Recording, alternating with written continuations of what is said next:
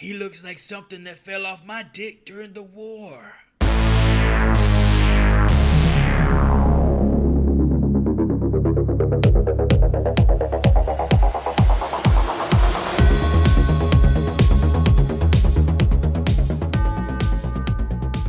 Holy shit! Jamie Walker says Freddie Prinze once tried to kill John Travolta. Who the fuck is Jamie Walker? Jimmy Walker was the guy who said, Dynamite! Dynamite! Alrighty, folks. Welcome to the Horrible Film School, a safe place to watch scary movies. I am Chris, joined today by the lovely Mr. Hootie. What's going on, fellas? Excited to be here. Excited to get slithery. Sloppy. And the professor himself, Sloppy Joe. Meat. How about this? If you ever see like a busted up egg sacking looking motherfucker in the woods, don't ever touch it. Heavy spoilers ahead as we crawl into 2006's Slither. Today's lesson, never settle for the creepy older guy with money. We try to sum up this thing as quickly as possible here. True and unconditional love is something that we all as humans strive to find in our short time on this planet. Grant finds the love of his life in his young bride Starla. However, when an alien takes over Grant's body, the love he has for Starla will be tested to the limit. And their little quiet town will soon find out a very dark and slithery secret lurking outside of their homes. With that, let's talk about the cast and the crew, of which you two boys are going to get very excited about very quickly. There's one in particular I'm going to fucking bust my load for. Well, I can't wait for that Bukkake film. Oh, yeah. First up, the writer and the director is James Gunn. Dun, dun, Yes, dun. that James Gunn. Jimmy. Who, as we all throw out the movies he's done, I will say Guardians of the Galaxy. 1 and 2. The Suicide Squad. Super, starring Rainn Wilson. However, he's got a few unique writing credits to his name as well. He wrote the screenplay for 2004's Dawn of the Dead remake, as well as a writer on 2012's Lollipop Chainsaw. It's a video game about a cheerleader who is fighting off a zombie incursion, and her boyfriend just happens to get bit by a zombie. And in lieu of cutting off, he got bit in like the chest. You can't really cut a chest off. So she lops off the head and just keeps the head with her, and the head somehow is still alive. It's insane. It really encompasses his writing style, like as in what he did on Super and in this movie. If you're fans of Super or Slither, definitely look into playing Lollipop Chainsaw. Was that on all platforms? I only remember it being on Xbox. However, it's probably on PlayStation as well. Interesting. You missed 2 big writing credits there, which, thanks to my beautiful baby boy, I became aware of myself. He wrote the Scooby-Doo live-action movies, the first and the second. Yeah. Come on, Joey. Monsters First Unleashed. of all, I didn't miss those. I purposely did not talk about them. Yeah. I mean, I was not, it's not something I had to seek out, unfortunately. I have seen the opening credits of both of those a few times too many. Oh, you mean the one with like Freddie Prinze Jr. and Matthew Lillard? That's it. Yep, he wrote both of It those. all comes back to Freddie Prinze, man. Next up, we have Starla Grant, played by Elizabeth Banks. You may know from the Spider-Man trilogy or Zack and Miri Make a Porno. If you motherfuckers have not seen Wet Hot American Summer, this is the movie to see I've never seen it. with Elizabeth Banks. That movie is fucking hilarious. She's also like a common actress in a lot of Judd Apatow stuff. 40-Year-Old Virgin, Role Models. Yeah, she's got bit parts in those.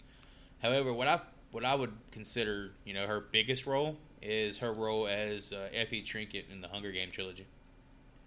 She's actually really good as that character. It's like covered in crazy amounts of makeup too, right? Yeah. I don't remember her in the Spider-Man trilogy. She worked at the Daily Bugle. She was like the secretary. She would give Tobey Maguire his checks and stuff. Betty, I forgot her last name. It was a bit part. She probably had 15 minutes of screen time in all 3 movies combined. Apparently, she has a sex scene with Tobey Maguire in the movie Seabiscuit. Seabiscuit. Me and a friend of mine was looking it up earlier, talking about has she ever, gone full frontal. I thought that was Charlize Theron. That was her? No, that's Apple Cider House Rules. The next one to pop out in the room here is going to be Bill Party, played by Nathan Fillion, who I will just stop now and let Joey enjoy himself. Nathan Fillion. This is my guy. Wielder of the Ace of Spades himself. All you video game nerds are going to know exactly what I'm talking about. Such films to his credit as Saving Private Ryan, played Captain Malcolm Reynolds in Firefly. He was in Saving Private Ryan? What? That's the thing. Everybody was in Saving Private Ryan. Around like that, everybody was. Don't worry about it. However, Vin Diesel was in Captain Malcolm Reynolds in Firefly. If you haven't seen it, the best way to describe the show, it's a space western. It is fucking fantastic. It's a Joss Whedon vehicle, right? If you haven't seen it, you're doing yourself a giant disservice. Yeah, Joss Whedon. He also starred in Serenity, which is kind of like a wrap-up to the story of Firefly that was canceled far too soon. Serenity, the Matthew McConaughey? No, it's totally different. Okay. He was also in Super, another James Gunn film. Much Ado About Nothing, Castle. That's probably his most well-known TV credit. I know him as Castle. Yeah, that's pretty much it. Firefly I've never even seen guy. the show. That's how I know. Firefly guy. Yeah, he was also in 2021's The Suicide Squad as TDK. But what I always know Nathan Fillion as is the voice actor for Cade 6 from the Destiny franchise. One of my all-time favorite video game characters. I fucking love this guy. Nerd! Nathan. Also, a weird little snippet about Nathan Fillion that's kind of got me pissed off because I really didn't know this until I started researching. Nathan Fillion has been campaigning to play Nathan Drake in the inevitable Uncharted live-action movie since like 2010. However, when the movie was cast, because it was recently cast and I think most of it's been shot, he was passed over. He was passed over for the lead for Tom Holland. I do not understand. Yeah, I don't either. He starred in a fan film that was created back in 2018 as Nathan Drake. If you're a fan of the game series, do yourself a favor. Check out the 15-minute short. It's fucking fantastic. It shows he would have murdered as Nathan Drake in the upcoming Uncharted film. It really shows how shit Hollywood is when it comes to like casting based on box office versus talent. Not to really shit on Tom Holland, but I think Nathan Fillion would have been great in this role. So with that, I'll get off my soapbox. He has the perfect hair and perfect chin to play Nathan Drake, and his name was Nathan. I remember the big campaign. Oh yeah, come on, all right. They got him. They got to get him in there as Nathan Drake, but yeah, they definitely going with the selling tickets versus being true to that character. And one last thing I will drop in, you can find on Netflix. It's Santa Clarita Diet, which he's in with Timothy Olyphant. Oh, and Drew Barrymore. Drew Barrymore, yeah. Yeah, it's supposed to be really good. There's so much shit on Netflix to watch, man. I mean, Jesus. I really enjoyed the show. I watched all 3 seasons, and then when it got canceled, obviously people got pissed, but oh well. Old Timmy. The king of television, apparently. Next up, we have Grant, played by Michael Rooker, who you may know from Guardian of the Galaxy or Days of Thunder.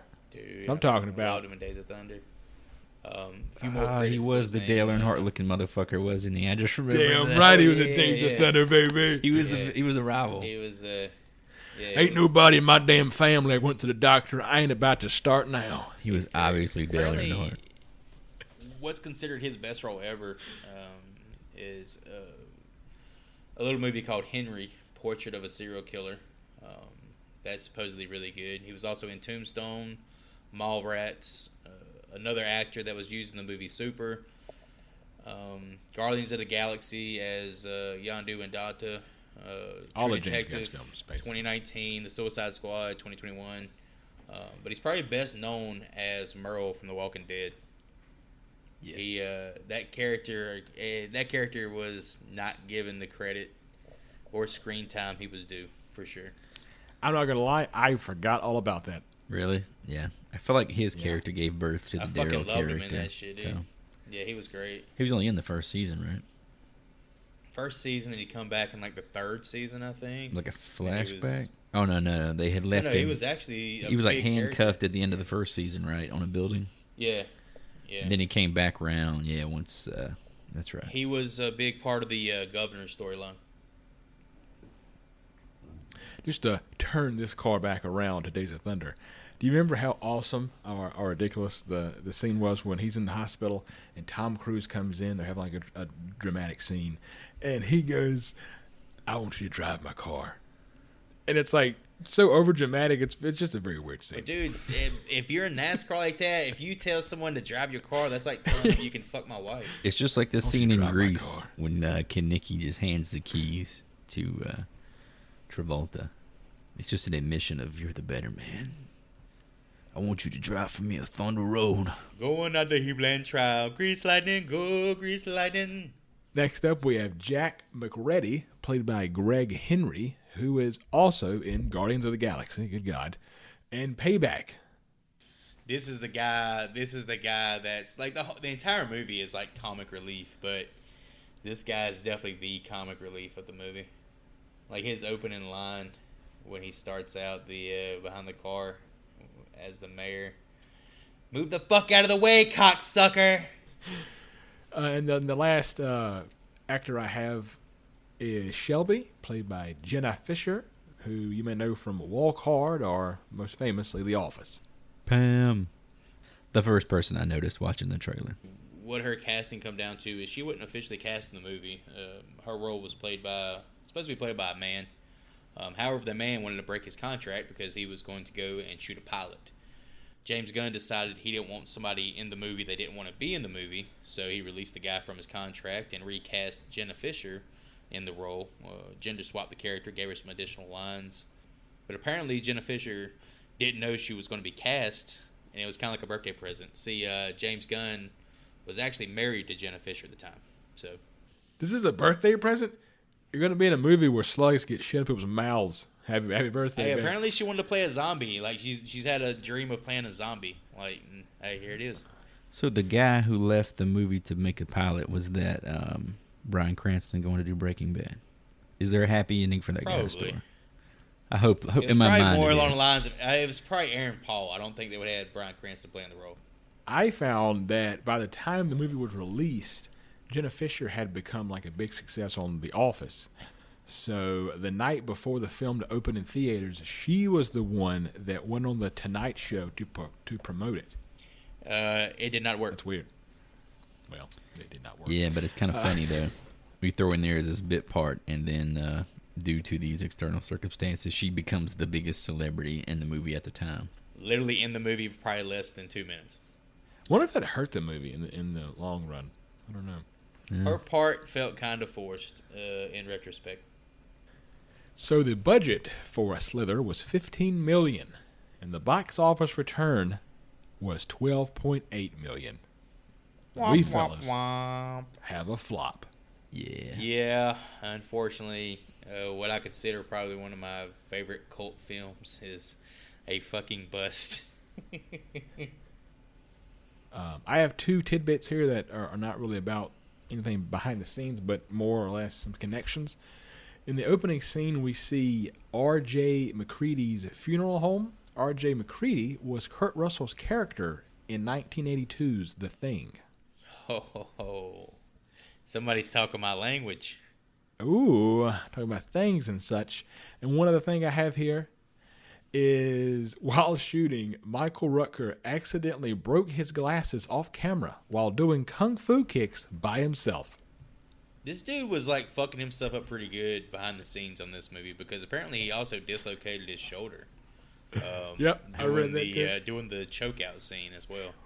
What the fuck is Michael doing in the background? Dude, Did he like kick gets himself into in the it, man. face? He's, just in case they need him to do any like kung fu or anything. Gotta stay He's got to be limber. limber. He's got to limber up. He seems like he's pretty humble too. Like he's obviously been in some top tier A-list Marvel Disney productions, but seems like you can have a fucking beer with him. So I got to bring this up because last week my pick of Leviathan got a lot of shit from you two about how it just pulled from everybody. Did it? And everywhere. And with Slither, there is some pretty hardcore fan backlash because it draws controversy over its similarities to 1986's Night of the Creeps. It's almost the exact same movie. Invasion of the Body Snatchers, pretty much any of those type of hive mind type movies, man. It really is. I don't even want to call it a knockoff because the execution of the movie is actually really, really well done. I would say it's more of an homage than it is an actual outright ripoff.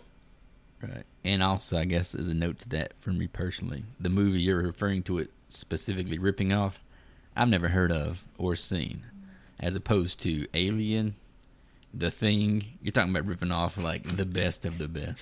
Jaws. Yeah, exactly. If you're going to rip off something, do like the Tarantino, like Reservoir Dogs, was a Chinese movie from like 5 years before that nobody had ever heard of. So I'm just saying, if you're going to steal from the poor, don't steal from the rich. I really don't think the comparisons between all those movies is unjustified. I mean, I think Gunn even describes the movie itself as a love letter to 70s and 80s B horror movies. What you just said, Chris, was like literally what a politician's mindset is. What's that? Steal from the poor, not the rich. Hey, it gets them in office. Fuck it. The rich come looking for it. The poor don't. The last bit that I have here is the Hollywood Reporter speculated that Slither's performance might have killed off the horror comedy genre for the near future. Wasn't Shaun of the Dead within a year? Yeah, Shaun of the Dead came out like right around there. Dumb motherfuckers. That's British. I don't think they would count them British. Admit it. That's like the best horror comedy I could think of. All right. And with that, let's get into 2006's Slither. The film opens with a meteor crashing to Earth in a small southern town, and then an Evil Dead-themed camera shot that reveals it was actually an egg that hatches. Did you guys ever get to confirm like what state this movie actually takes place in? I do not recall. In my mind, it's like Reidsville, North Carolina. All right. It's definitely southeast U.S., right? Yeah, 100%. You can tell by everybody's like fucking. I'm gonna say West Virginia. Like Elizabeth Banks, her accent in this movie is God. Like just it's so bad. Southern Belle. It's South Carolina. Damn. The film was shot in Canada, but takes place in South Carolina. We're gonna go with Beaufort, South Carolina, the same place Forrest Gump was shot. We get introduced to our small southern town, decked out in rebel flags and deer hunting festivals, named the Deer Cheer. The congregation of people in this town, man, is like there's a lot of variety here. I didn't particularly care for the dude with the cleft lip. Oh, that was you didn't have to show that. That's kind of fucked up. I mean, damn, if he's got a cleft lip, he's got a cleft lip. It's whatever, bro. It looked fake though. I thought it was like a prosthetic. It didn't come across I think one of the characters in the movie later on describes this guy as looking like a chipmunk. The mayor seems like a real nice guy, and the local high school teacher, Starla, well, she is giving off those sweet Varsity Blues vibes. What about that little picture the guy drew with their fucking titties out, bro? Oh, yeah, I forgot. I didn't forget about that. I paused it. You jerked off to the picture the 14-year-old drew of the woman's breast? I just paused it so I could see. I wanted to see like what kind of like proportions and stuff. Like she was teaching art class, right? I thought she was a science teacher. Oh shit! No, she was teaching. Yeah, because you had knowledge of like how the biological how it all would have worked on a biological level, right? Y'all was too busy staring at her damn chest, you pieces of shit. I was listening to the lecture. Hey, I didn't say anything. I was thinking about the lady from Varsity Blues. Anyway. What are you trying to do? Fuck the fat guy from Varsity Blues? Yeah. Oh, those are the titties you're thinking about. Hoodie's over here looking like Paul Walker right now, anyway. I let him down, coach. Please don't hit me again. You killed my quarterback, you fat shit. Going to Brown was not my idea, Dad. It was your idea. I don't want your life. Yes. We learned that Starla is married to an old white whose name is Grant Grant. What the fuck is an old white? An old white is an old white man. Is exactly Stop what. watching exactly Pat McAfee every fucking week, bro. Watch Watch him Pat McAfee shit. for like 3 hours a day. In his defense, how old is he really? Because he definitely has an old look to him, but he's looked the same way for 20 years. Michael Rooker in this movie? Yeah, He's like the same for 20 years. 40s. Early 40s. that's what I'm saying. But he could pass for like mid-50s at this point. And Grant Grant appears to be maybe 20 to 30 years older than Starla is, depending on what spectrum Chris is rating Michael Rooker on. Our local police department is discussing the strange small-town marriage. We are introduced to the man himself, Bill Party. Did you notice who she was talking to, Miss Starla, when she was outside? The nerdy dude? That was James Gunn. Grant and Starla have some real awkward foreplay, to which Grant is shut down. He decides to go out on the town instead and winds up in the woods with a local young lady named Brenda. Apparently in that scene, Grant actually flicks Starla's nipples. Like, that's not prosthetics at all. Like, he actually got in there with his fingers and flicked them. So, there's that. That's acting. What's so weird about it? But yeah, it's funny you mentioned that scene because James Gunn said that was the most disturbing part of the whole movie. Was nipple flicking. Him flicking her nipples. Because like the way he treated her, like she was just so objectified. Like it was one of those obviously I'm not interested in this, and it was just creepy, man. Him sitting there waiting for her to get into bed creeped me the fuck out.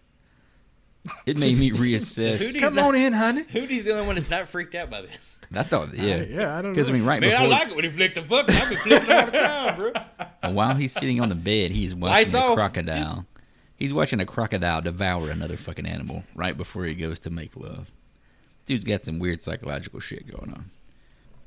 He likes the thrill of the hunt and the kill. It made me reassess my own approach to intercourse at that point. He's like, "Get in here, sit down right here." I was like, "What the fuck?" So while Grant is in the woods with Brenda, they stumble across the creature that fell from space, and it shoots a parasite inside of Grant that goes to his head. What is it about old whites? They're always so curious about things, poking it with fucking sticks, just not leaving shit alone, bro. It's called science, Like, this is man. a gigantic blob monster crawling on the ground, minding its own business, and he just has to walk up to it and poke it with a stick. It looks like a big-ass jellyfish. I thought the funniest part of the scene was when he saw their initials up on the tree. He said, because it was GG and BM, and he called her a little duty. And it took me like... You ain't nothing but a little turd, girl. It took me like 5 Get minutes out of here. before it Your fucking... name is a piece of shit. Yeah, it took me like a few minutes before it hit me. I was like, bowel movement. And that's what the fuck he's talking about. BM. I just started fucking rolling once I realized what he was talking about. You ain't nothing but a little turd, girl. I'm going to stick my dick in you. Turd. And the girl came on to him as in like, oh yeah, you used to bang my sister. I was in love with you when I was 10 years old. And he still pursues this person. Like it's a healthy relationship. She said this was... Okay. The nipple flicking, well, not that disturbing. He's a weird dude. But in that scene, Michael or Grant goes, "You must not been 10, 11 years old." And she goes, "Shit, I still wanted it though." I was like, what the He fuck? said, I was game. He said, Yeah. motherfucker, I'm about to play damn the original Mario on your ass. Now I feel uncomfortable. Shit. I told you, dude. About the duck His hunt. whole character was... I mean, there was some deeper psychological stuff going on here. Grant goes back home and finally has sex with Starla. That took long enough. Although he is definitely changed. Yeah, this whole sequence, he's actually in. Apparently, in this right before that, when he's infected with the parasite, he actually dies. That moment we see it enter his brain, he's dead, and he's reborn as pretty much a zombie, or not really a zombie in terms of not having cognitive function or anything, but he's being controlled by the parasite. However, there are still parts of Grant, in there as well, as we'll see throughout the movie. The whole sequence where they're actually about to fuck on the couch, I'm just like on the edge of my seat. He's about to just snap this bitch's neck, but it doesn't happen. I thought it was also weird when he first came home post-infection, how much meat they had in that refrigerator. It was an ungodly. Dude, it was like 4 packs of bologna. It was like an ungodly amount of meat in that fridge. Some of that should have been frozen. For 2 people, that was a lot of meat, man. He can't eat all that shit. There was too much meat for 2 people. You know she don't eat a full serving. Some of that's going to go bad, man. Some of that's going to go bad. We got to freeze that before it goes bad. Oh, you motherfuckers. Y'all, last time y'all was up here, y'all talked shit about my freezer full of meat. Yeah, you're one person. If I came here and you had 4 packages of ribeyes thawed out, I'd say, what the fuck is this guy doing? There's something not right here. So, after sex, Grant goes to the local grocery store and orders not 8, not 10, but 14 big red steaks. My fucking man, let's go, Grant. And installs a lock onto one of the many bedrooms in his house. Then eats the dog? Well, he doesn't eat the dog. He kills the dog for like a meal later. Meat. Grant goes back to see Brenda. She thinks they're finally about to have sex. You know, that 10-year-old dream she had. Until Grant inserts his tentacles into her stomach. Yeah, there's a scene where he turns his back and she's taking her fucking tits out, and he whips his shirt off, and his little bump on his chest that once was the entry point for the parasite has like turned on to full scale like chest herpes, and his entire chest is just covered in like disgusting mucus covered bumps and like pus covered bumps, and as Hootie alluded to, 2 tentacles with spikes on the end of them burst out and latch onto Brenda's tummy. So was he like having an orgasm during this? I think they both were. She was too. Okay. Yeah, I think this is like actually like very like pleasurable for both parties involved. Yeah, but it's not like a conventional human genitalia sensation orgasm. I think it's more of like it's like a brain thing, right? Are we watching the same movie? I mean, it's the same effect on the brain, but I don't think it's the same sensation as we think about. I don't think they were. This is the type of orgasm I want in my life. Do you see how hard they was going, man? Yeah, they just pushed. That's like pushing a button and you get the sensation in the brain. You're not really squirting liquid.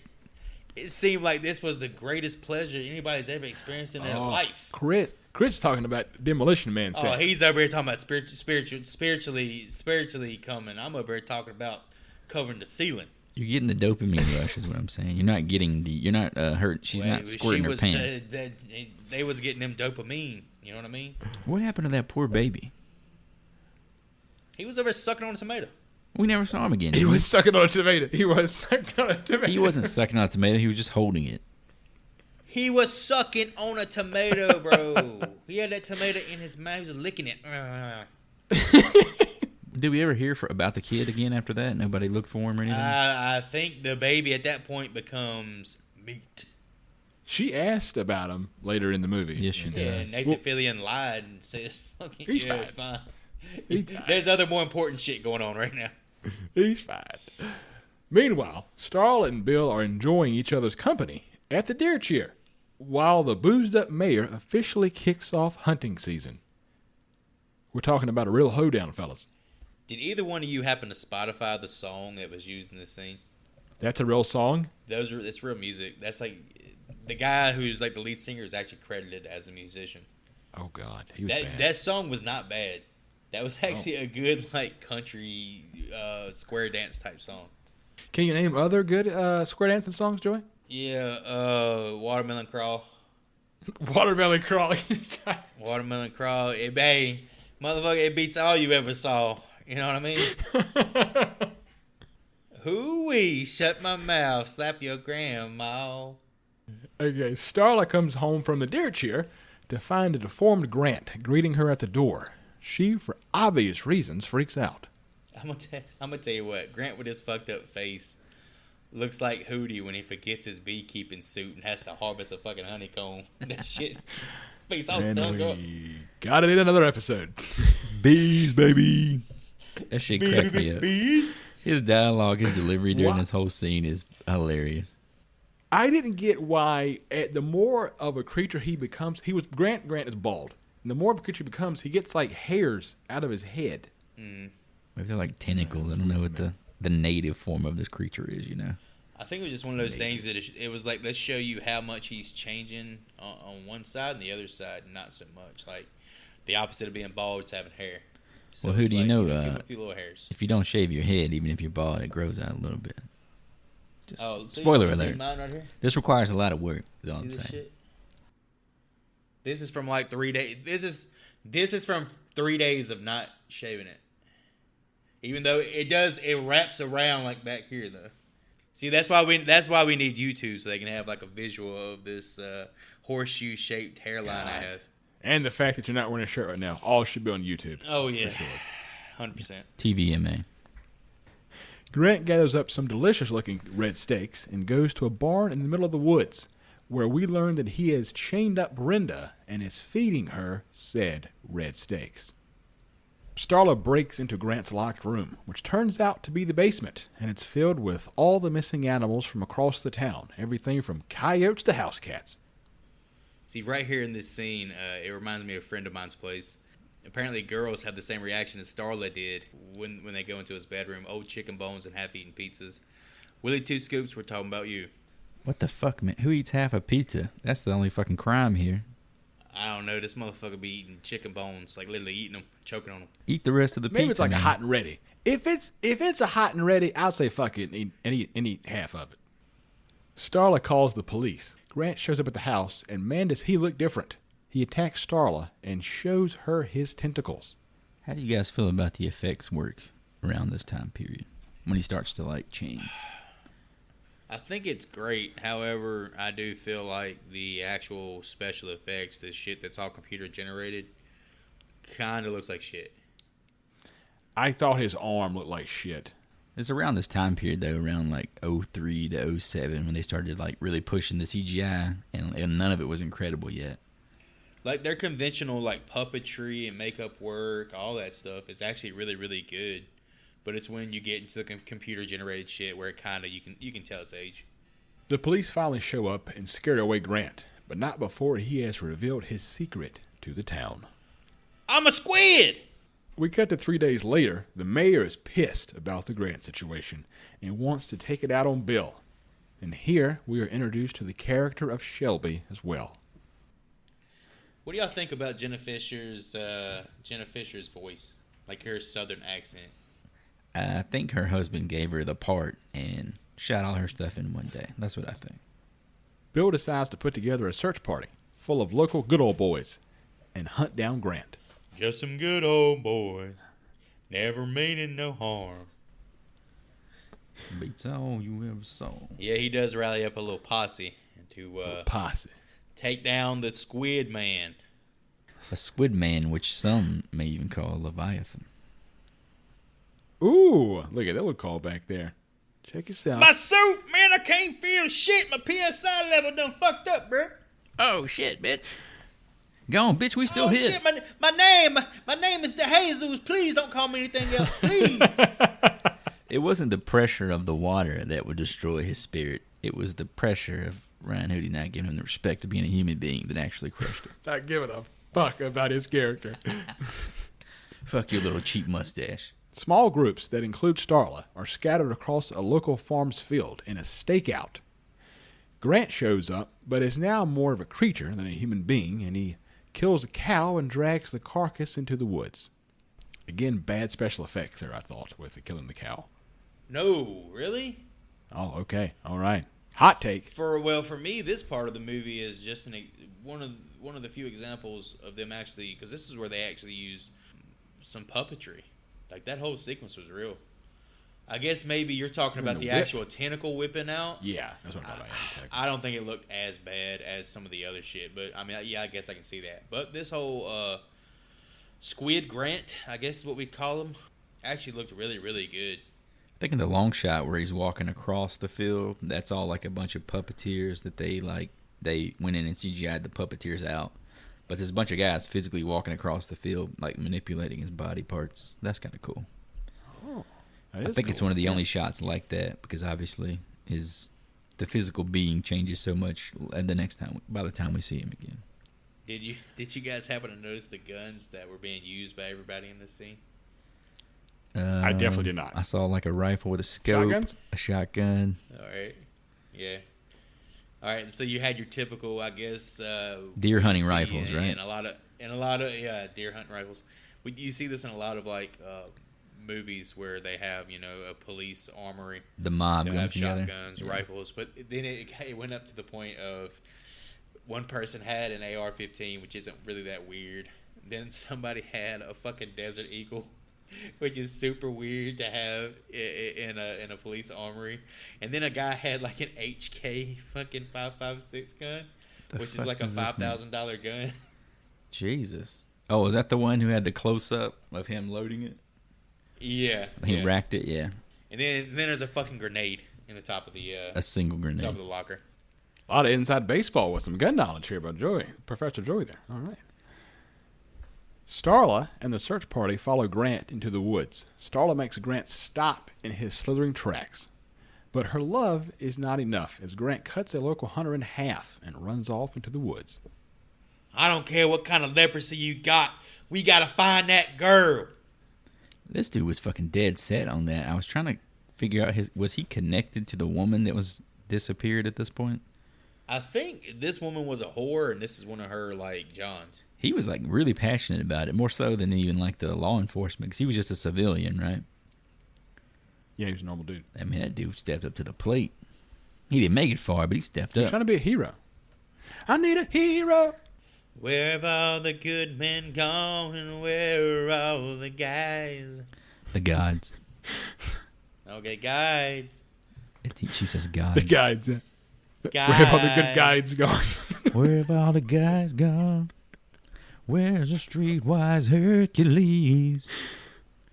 The search party soon finds the old barn in the woods. Inside, Brenda has been eating quite a lot of meat since we last saw her. Munchies. She probably is weighing in at about 2 tons. Meat. Yeah, she literally looks like a goddamn dog tick that's about to fucking burst, bro.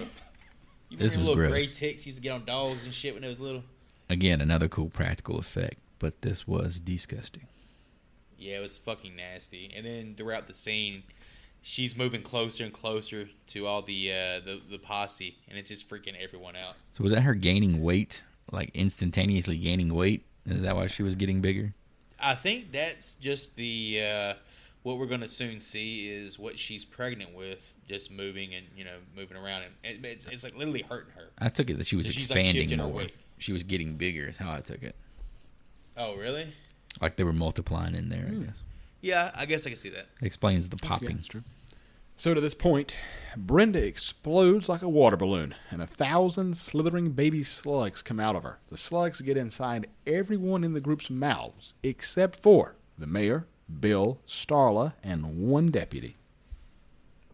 I thought that Nathan Fillion's line here was great. The way he delivered it. Don't let them get in your mouth. Don't let them get in your mouth. Cover your mouth. How many times have we heard that shouted in the woods of South Carolina?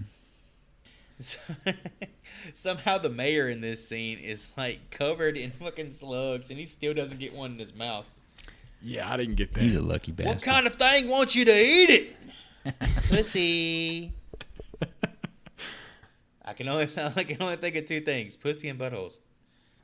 Back at the farm's homestead, the farmer's daughter, Kylie, is taking a bath when a slithering slug tries to get into her mouth. She is able to pull it out before being infected. That was a really, gross scene for me. This scene is actually the movie poster scene. It's what was, tried to market the movie as, I guess, a lot more sex and such in it. When in all actuality, I think you saw one nipple the entire movie. Which apparently was controversial from all the flicking. It was Kylie's nipple in this scene, wasn't it? It was Kylie's nipple. As a professor of movies, I had to rewind and analyze the scene several times.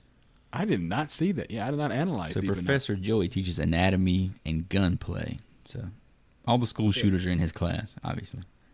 And how to eat butt. And how to eat buttholes. But So he teaches sex ed too. No, All I right. just teach how to eat butt. I really thought this was one of the best scenes in the movie. Yeah, It it was had great. the illusions, of course, like the Nightmare on Elm Street, Nancy in the bathtub, like the hand coming up. You had the slug doing the same pattern. And they kind of tricked you with the twat shot, because when you see it coming towards her, obviously you're thinking, all right, he's looking for an entrance into her body. He's going to obviously go down into the vagina. But that doesn't I happen. thought that was going to happen, yeah. So that was a nice subversion. And I'm curious what she was listening to in the headset. Hopefully it was our podcast. Do you want to coin the term twat shot? I did write that in my notes. That is trademarked for me. Twat yeah, shot. I think you should trademark that because that's actually pretty good. They rocked us with the twat shot, and then they tricked us. Pow-pow. My next personal conquest, I'm going to be like, are you ready for your twat shot? I'm ready for my twat shot, Mr. DeVille. Could be our first merch shirt. Watch out for the twat shot. Damn, merch shirt. The twat shot on the merch shirt. Tricked you with the twat That's shot. that should be on the next Dr. Seuss book. Another question here. How old is this character supposed to be? That kind of made me uncomfortable. 16. She's supposed to be 16, and you show me her naked body. Yes. And you show her a nipple. Okay. I think that was incidental. No. I'm sure the actress... I mean, I think it was shown, but I think it was filmed and edited. The actress said, just let that shit slide. I'm sure the actress is over 18, though. Oh, yeah, the actress was 100%, but her character was supposed to be, I think she's supposed to be like a high schooler. The character may have been 18, too, but it was still borderline kind of creepy. Yeah, it was borderline. Then again, in South Carolina, it's like 16 is like the age. And I was kind of surprised her character became like actually an integral part of the plot from here. Like, I thought she'd have this one sequence we would never really see from her again, but she kind of becomes one of the main characters after this, so that was kind of cool. Yeah, well, for this actress, it's the highlight of her career, apparently. Hmm. She fell off Definitely the map up until, like, I think 2020 she filmed something. But since Slither, nothing. So she leaves the bathroom, her entire family is infected, and then she locks herself into her dad's pickup truck. Bill leaves the group at the barn to go back to the police car. While he is gone, everyone who has been infected begins to wake up. And boy, are they getting worse at a rapid pace. They attack the other survivors. The infected seem to have the same consciousness, which is Grant's. They all communicate as one voice when talking to Starla. We learn that they can spit acid, and they kill the last remaining deputy. This whole hive mind dynamic, man, I love this shit and like these type of films. Like, it makes it so creepy knowing it's like one person in control of all these guys. And the dialogue that these puppets, I guess for lack of a better term, have with Starla is actually pretty good. Because they all speak with like his mannerisms too. That was kind of cool. I did like the hive mind idea. Did you guys, when you were looking at these creatures, the babies at this point, did you ever get the feeling that they looked like a can of cranberry sauce? Some ocean spray action, huh? It just looked like straight up cranberry sauce slugging around. I fucking hate cranberry sauce. Exactly. It made me that much more like disgusted, the fact that I dislike cranberry You don't sauce. like cranberry sauce? I used to, man. You know what? Here's my sad fucking. I've never had cranberry sauce. Well, good God. I just say I don't like it because I've never had it. It's a texture thing, man. I think that's when I grew out of It's it. been at every Thanksgiving that I've been a part of since, like, I don't know, since I was fucking born. But I've never actively went in and tried a piece. There's so many other good things to eat at Thanksgiving. Why the fuck would I use any of my room in my stomach for cranberry sauce? I think people put it on turkey and shit, right? What? Put gravy on turkey. People put cranberry sauce on it. I put cranberry sauce on turkey. Is cranberry sauce sold besides the holidays? What, are you gonna fucking buy some and send it to me? I'm just confused. I was just wondering. I don't think I've ever bought it I think it's without a year. being It's like in the canned holidays. pumpkin. Don't they do canned pumpkin year round? I think so. Nobody buys it though. Yeah. So I don't like canned pumpkin during Thanksgiving. who the fuck eats This has canned been a pumpkin? foodie show, man. I I mean, tell I'm you talking what. about making pumpkin pie. That shit is gross. Who the fuck doesn't like pumpkin pie? Pumpkin pie. Give me sweet potato pie, bro. Back at the homestead, the family is attacking Kylie and are about to break into the truck when Bill shows up to save her. Bill is attacked by more infected townsfolk, and it seems like the entire town is infected at this point. They're able to make it to the squad car in time, though. The scene where Kylie is trapped in the truck and her family is surrounding her, I would argue that the little girl that talks to Kylie may be one of the creepiest fucking zombie characters I've ever seen in a zombie flick. Her delivery was great. Yeah, it's awesome. However, in the next scene, it shows her trying to walk like a zombie, and it's fucking terrible. And it all falls apart. Yeah, pretty much. The illusion is gone. James Gunn said the hardest part of directing this was trying to teach little girls how to walk like zombies.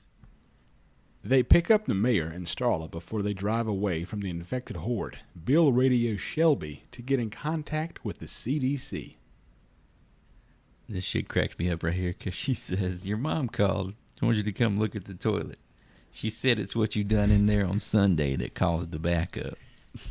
It's what you done in there on Sunday that caused the backup. And then Nathan tries to play it off. The whole movie, he's trying to stick it in. He's trying to get back up with Starla because apparently they had a fling or something when they were younger. And he's trying to play it off like he didn't take a massive shit to stop up the toilet. I really enjoyed what happened next, and that is we get a little advertisement spot from the mayor. On the way back to town, the mayor has a fucking breakdown about not having Mr. Pibb in the car. Where's the Mr. Pibb? I told your secretary to pack Mr. Pibb. It's the only Coke I like. Goddamn Brenda exploding like a water balloon. Worms driving my friends around like the goddamn skin cars. People are spitting acid at me, turning you into cottage cheese, and now there's no fucking goddamn Mr. Pibb. Kylie tells the others that she knows the backstory to this creature that looks like a needle, that it goes from planet to planet eating and impregnating whatever is in its path. They all understand that the creatures are connected to one consciousness. A truck T-bones the crew and knocks everyone out. Bill wakes up to see Starla being pulled from the car by the horde of possessed townsfolk and taken away.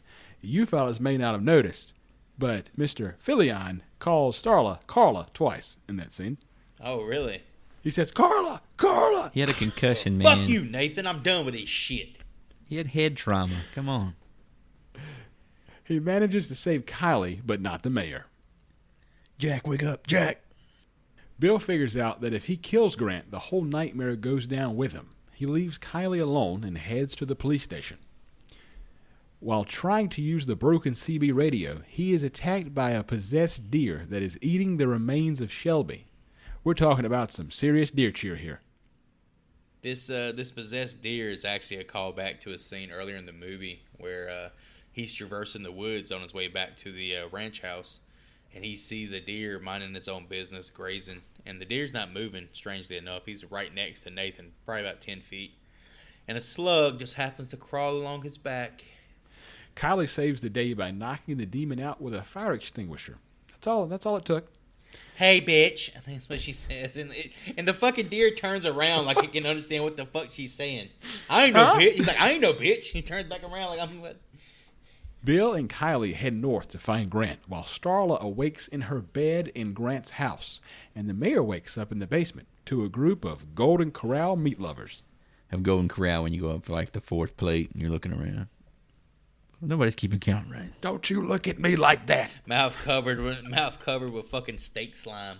Not even like steak juice. It's like just slime because it's all like super processed.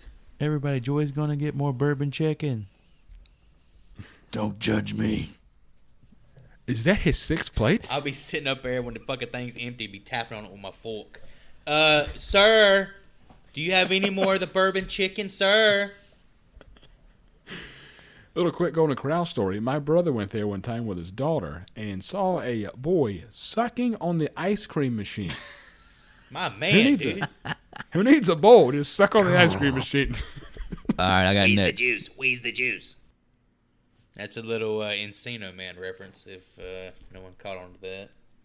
The mayor tries to escape the basement, but is injected by Grant's tentacles as soon as he opens the door. Down goes the mayor. At this point, man, these fucking tentacles are massive. They're huge. They're huge. Like anacondas. Anaconda, huge. Like my hands are huge. And they can operate like out of his eyesight, right? Like they have a Yeah, they Like a mind have of their own. Like, yeah. I think they can just seek out flesh.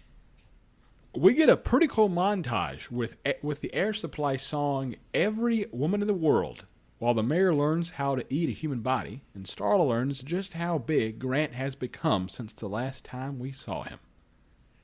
Early in the movie, the flashbacks of the actual organism or creature, whatever you want to call it, destroying planets by absorbing all the life forms into one giant mass.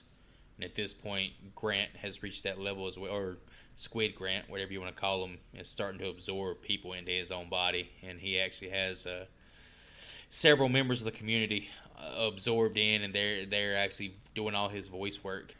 I really enjoyed the Air Supply song "Every Woman in the World" in this scene. Thought it was really nice. Yeah, it's one of those disturbing like clashes of expectations. Like you're hearing like a cheesy '80s love song, and then watching some of the most disgusting shit. The effects on the big creature all seem practical at this point too, so I thought that was another tip of the cap to the practical effects crew there. Speaking of the just the disturbing aspects of the song playing while the montage is happening, the scene where the big fat townsman strips down and then inserts himself inside of Grant was quite disturbing. Yeah, it was a little bizarre, especially when we got to see it from his asshole's perspective. Because at one point, Yeah, that was the disturbing part. as he becomes like one with the flesh, you can still make out his ass and his ass crack. And I was like, yeah, that looks appetizing. Grant wraps his tentacles around Starla, but then realizes that he loves her simply because she says his name out loud. He likes hearing his name, just like a good doggy. He didn't know how to treat the woman, but he did love her. I'll give him that. Starla goes in for a kiss and then stabs Grant in the head, only to be slung across the room. Bill and Kylie finally show up at Grant's house, only to fumble a grenade into the pool and have one of Grant's tentacles shoved into Bill's stomach. I think this is classic, like James Gunn direction with Nathan Fillion actually having the grenade at this point, and it's like all you gotta do is chuck it at him, game over, you blow his ass up. The monster knocks it out of his hand one time. He has to run and grab it, and by the point he grabs it again, he knocks him out the window with another tentacle thrust, goes into the fucking tub. It's a wrap. Bill thankfully has a propane tank nearby and forces it to go inside of Grant's body. At this point, Starla knows what she has to do and rises to the occasion. She shoots the propane tank and Grant explodes into 1,000 pieces. Kaboom! Hit him with the Hank Hill.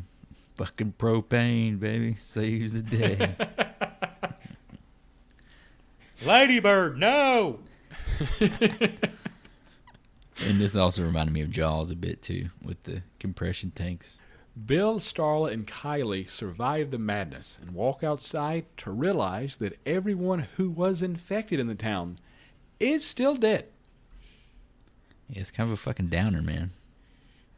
It's a downer, but I feel like it's true to the movie, you know? It's like, yeah, happy ending, the monster's gone, yeah, everybody who's alive gets to live, but it's like, there's no, like, cop-out, I guess is what you'd call it, you know? And with that wraps up the story of Slither 2000. Or does it wrap up the story? Did you guys happen to stay to the end of the credits? I did not stay for the credits. We had like a 20-second scene there. We did. In the post-credits, a small little meow, meow, meow cat goes up to a piece of our buddy Grant to reveal a little needleworm. The little clitoris was there. Enters the cat off screen. So, Slither 2? I read the original post-credit sequence was actually Fillion's character getting got with the needle. But he felt like that was too much. And Starla had to put him down. Yeah. There was too much to put the character through just to have him get fucked over in the post-credit sequence, so they switched it to a cat. Almost like Mr. Jones from Leviathan. Oh, maybe he learned from Leviathan. Oh, we got 30 seconds left in this movie. What the fuck is a black guy still doing here? With that, fellas, what piece of memorabilia are we taking home from Slither? Y'all have seen my freezer. It's full to the brim with New York strip, pork chops, tenderloins, various cuts of meat. However, I'm a red-blooded American. I can't ever have too much meat. Give me that truck bed full of meat. Call me Ron Swanson. I want that meat. All the bacon. Give me all the bacon. I think most of it was expired. What I think you heard is, give me a lot of bacon. No. I want all the bacon. I'm going to go with the Chief Parday badge. Just because it's so close to my own name. I think I'd pass off as me being the chief of police. Christopher Parday. You know what? I didn't even put that together until you just said that. It's literally, if you just add the top of the A, it's the same name. So. And for me, I feel like this is like the fourth movie in the row where I have picked the same thing that Joey picked. This movie didn't have a lot to pick from as far as memorabilia, but as Joey said, I do enjoy meat as well.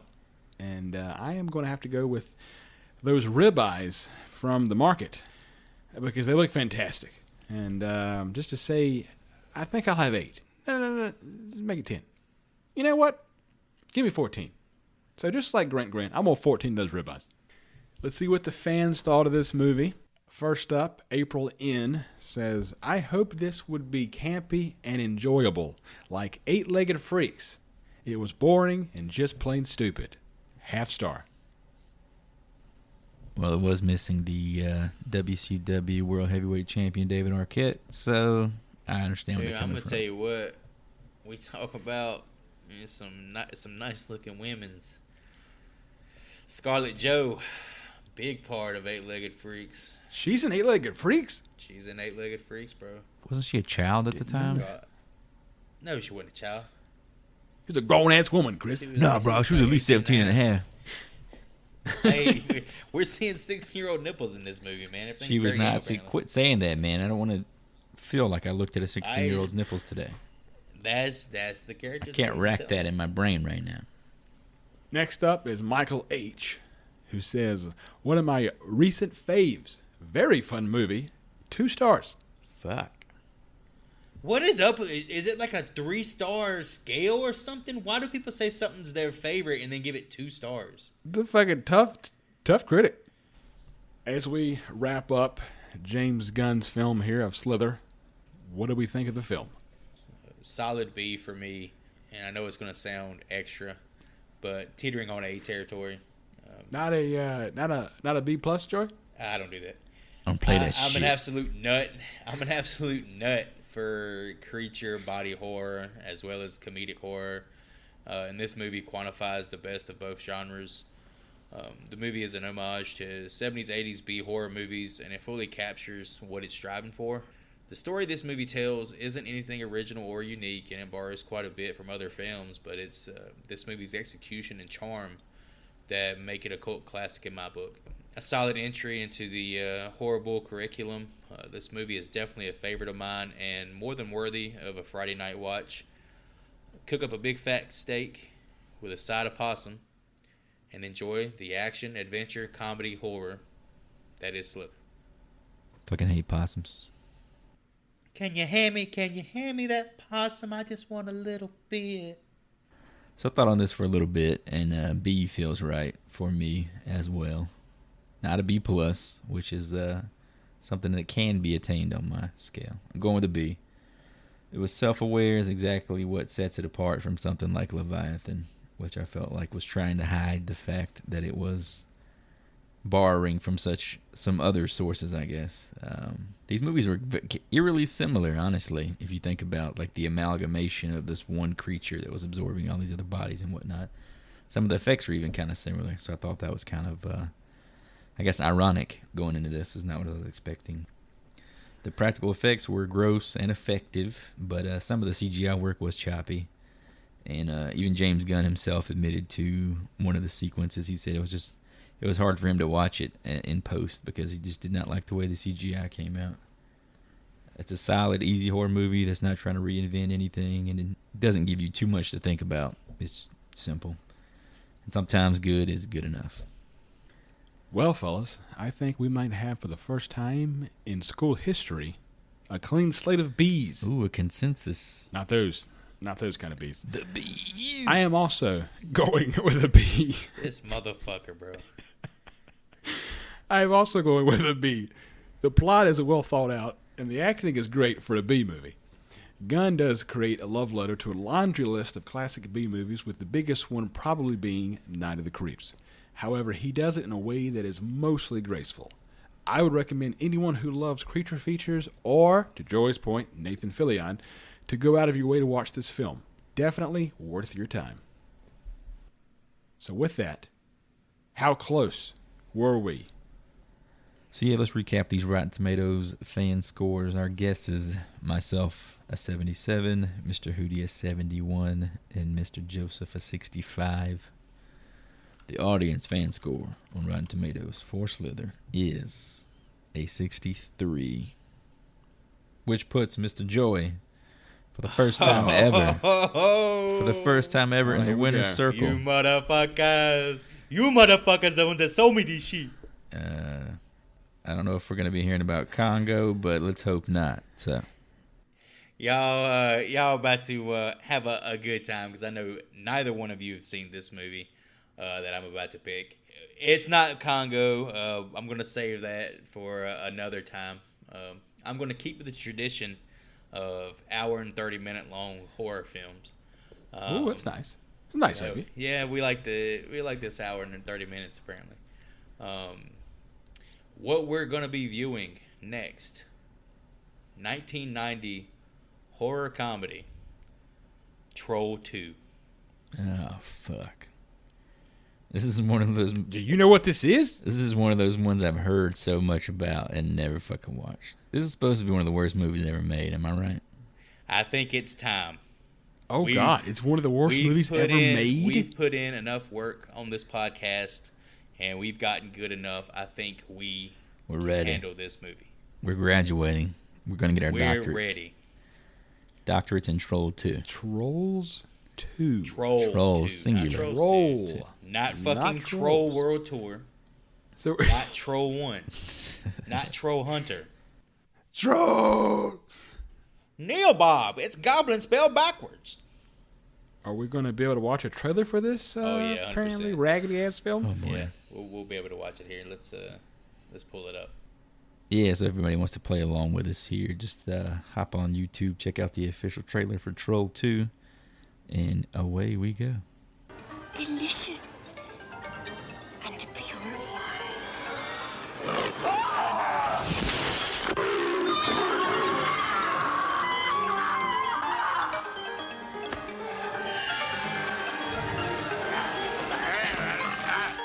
Fuck it. That's Troll 2. Oh, boy. Fuck, I thought Leviathan was bad. Oh man, this is this movie is the definition of a banger.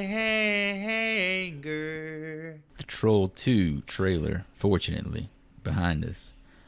We want to take a stab at our guesses here for this Rotten Tomato fan score. I wanna hear what you got, because I've seen the movie and I very much appreciate the movie. I want to hear what you guys haven't just seen the trailer, what you think. I feel like this is one of those movies, it's so fucking stupid that people probably think it's awesome. But then again, it did look terrible. I'm going to say a 25. I'm going 19. As the only one who's seen it, like I said, I actually do enjoy the movie.